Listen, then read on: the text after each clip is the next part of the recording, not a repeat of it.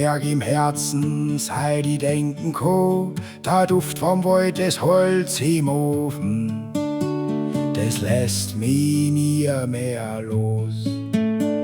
Doch's Leben hat mich weitergeführt, auf einen anderen Weg.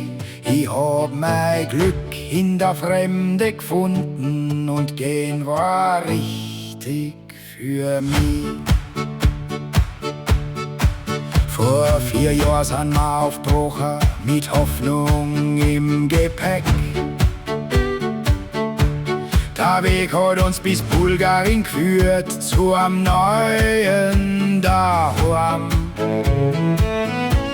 Jetzt wachsen da neue Erinnerungen unter einer anderen Sonne. Und trotzdem spür ich jeden Tag, wo meine Wurzeln sind.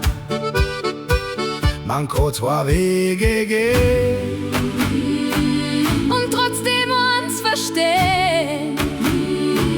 Das Herz ist groß genug für zwei Heimaten. Ich hab zwei Heimaten, zwei Fleckerl auf der Welt. Eine hat mich großgezogen, Eine hat mich neu bestellt. Ich hab zwei Heimaten und keine nimmt der anderen was. denn Heimat lebt im Herzen. Und das lässt die nie mehr los.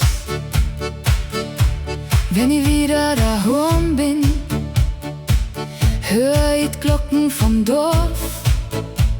Der Wind bringt heute Erinnerungen, Und ein Lächeln ins Gesicht. dann kommt der Abschied viel zu schnell. Doch ich geh mit Frieden, weil ich weiß, Am anderen Ende vom Weg wart mein zweites Daheim. Heimat ist kein Punkt auf einer Landkarte. Heimat sind Stimmen Menschen, Lieder. und Erinnerungen. Heimat ist dort, wo dein Herz Zur Ruhe kommt. Ich hab zwei Heimaten, zwei Fleckerl auf der Welt.